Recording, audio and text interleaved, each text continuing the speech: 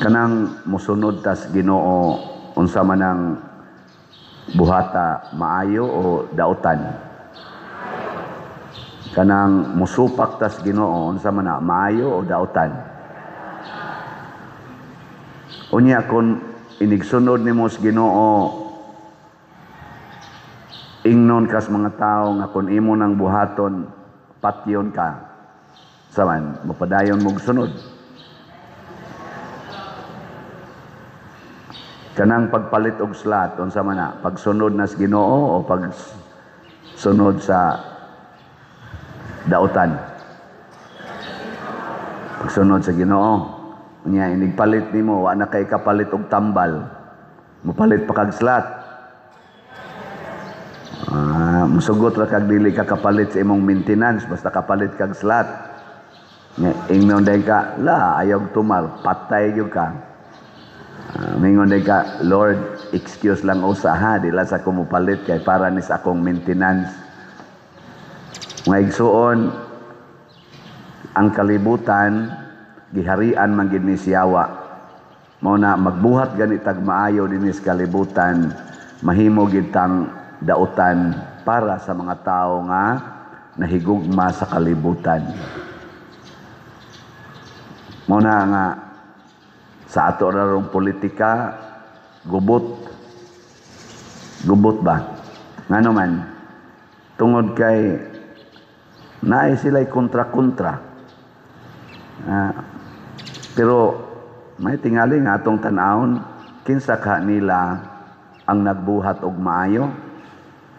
Sa unang administrasyon gisundan ani kadto si President Duterte, ang iya sa datong kontra ang mga kaning nagkuan ning drugas o kaning korupsyon o insurgency. Maayo to iyang gibuhat. War against drugs, war against corruption, war against insurgency, ng mga NPA. Maayo to iyang gibuhat. Depende na nimo, ayon kadapitan na nagbarog. Karon kaning administrasyon ni Marcos, nagyapon siya war against corruption, pero wa siya mo declare og war against drugs. Wa siya gi-declare war against insurgency. Timing nga lang tong na ay naggubat dito sa Mindoro. Maayo ni iyang gibuhat. Gipapriso pa gyud si former President Duterte to anas ICC tungod adtong iyang war on drugs. Pero ang iyang papa nga dugay kayong wa gipalubong sa lain-laing mga presidente kay musupak yun ang mga tao sa Pilipinas, kay kadto si Marcos Sr. giluod yun ang mga tao ato, namatay na lang pila ka tuig tong wa yun malubong. Si President Duterte iya yung gipalubong, pero karon gipapriso sa administrasyon sa anak sa iyang gipalubong, siya ngadto sa ICC. Wala ba'y kaso hangtod karon? Gipriso lang. Nangita pa sila og tinuod yung kaso kay galisod man sila pagpangita ron og mga witnesses sigon pas balita. Wala. Mo usa na katuig. Hapit. Karong Marso, mo usa na katuig. Ug mao ni ang atong nahitabo din sa atong mga prisuhan. Ang mga dato kaayo nga daghang gibuhat nga anomalya dili mapriso, ug naa sila'y kaso makapiyansa dayon, unyag mapriso sad maabsuelto dayon. Pero ang mga pobre nga nangawat lag manok, ngawat lag baka, kanding, nakahikap lang og paa sa bata, wa na, priso na. Lagi dugay kay kaso, sige postpone. Ma-postpone karong tuiga, sunod tuig na sad ang hearing. Unsa may gibuhat nimo didto sa suod sa prisuhan? Lingkod-lingkod, huwat ka mo sidlak ang adlaw, musawop. Mao na ang atong hustisya, maayo ni dili. Ambot lang ka. Mga igsuon, ang tao nga magsunod sa Ginoo kanunay maghuna-huna unsay makaayo sa katilingban, o ikaduha unsay makaayo sa kalag. So kanang katilingban o kanang kalag, importante kayo na nga ato na siyang tagaan og balyo. Sige, lingay mong tupad. Na kumusta imong kalag? Na kumusta imong kalag? Ano man mo mulingi, wa na mo'y kalag. Kalag ba? Kanang kalag, mao na ang spiritual aspect nato nga maoy gigikanan sa tanan nga niya sa lawas. Mao na atong explanation ana, kaning movement sa lawas, kaning intellectual capacity sa lawas, emotional capacity sa lawas, kaning individuality sa lawas, ug ang immortality sa atong kinabuhi tuwa na sa kalag. Mao na inigbiya na sa kalag sa lawas, ang lawas di na makalihok, din ana ka huna-huna, din asad na mutingog, wala na siya'y individuation, malata na siya, mahimo na ng kalabira. Karon lain-lain pamantag naong makaila mo akana padersyano na kana si kinsa pa na diha inyong ipangsulti. Pero inig kamatay na to, malata man ta, inigtapad sa atong remains kanang mga bukog, di nakakaila kay wa na may kalag. Pero ang atong kalag mupadayon mo na nasabtan man na sa mga santos, labi na sa mga martyrs, bisag batanon pa kay si Santa Ines, Saint Agnes, nakasabot man siya ana, iyag yung ligon ang iyang baruganan, nga ang akong gihuna-huna, nga makapasantos sa akong kalag, og makaayo sa katilingban, maog yun ang pagpabiling birhen og matuohon sa Ginoo. Nga ato mga panahuna, patyon man basta patyon sa mga emperor, basta mutuo ka ni Kristo. Moingon kang Katoliko ka o Kristiyano, patyon man. Ang nanguyab niya, wa man siya sugta, suko siya iyan gi-report sa authority. Matud pa sa istorya, gihiktan ko nog PC in town si Saint Agnes, perting batanona pa, gipaguroy sa kabayo. Kamo, ipaguroy mo. O diya, pag abot ito sa unahan, buhi pa man, wa pa man mamatay, gisugba sa kayo. Nya, ang pagsugbas kayo, napawong man ang kayo. Napawong ang kayo ba? Giputla na lang siya sa liog. Dugay pa yung naputol iyang liog. Gamay pa kayong taon. Gilungguas liog kay di man yun mamatay. Bisa gipaguroy-guroy sa kabayo na nga parok na to siya sa mga bato, di man yun mamatay. Gisugba, matay masan kayo. Giputlas liog, dugay pa yung naputol. Sugot mo na.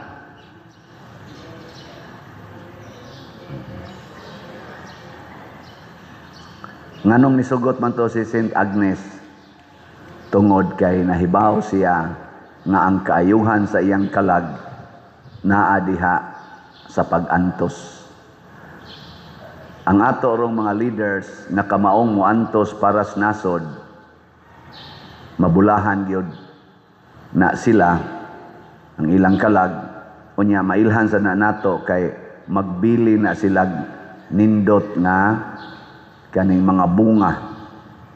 Kinsa maroy nagbilin og nindot nga bunga, hapit naman ni matapos ni si administrasyon ni Marcos.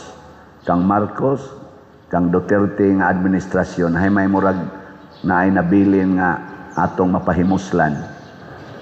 Ay nalamog tubag. Mao na nga ato ng pamalandungan. Niya karon sa ato dinhing pagkuyog-kuyog tungod ani ato mga slat-slat, unsa may bunga nato, maayo o way ayo? Nya padayonon pa ni nato o dili na? Kasuga yan padayon. Si Kristo, nahibaw na siya, diri sa atong ebanghelyo, nahibaw na siya nga mamatay gid siya kung iyang supakon ang mga Pariseo. Unya kay balaod man na nagipatuman sa mga Pariseo o mga eskriba nga ayaw gyud pag-ayo og masakiton panahon sa adlawng igpapahulay. Magampo ra gid ta. Why buhat sa pag-ayo og masakiton.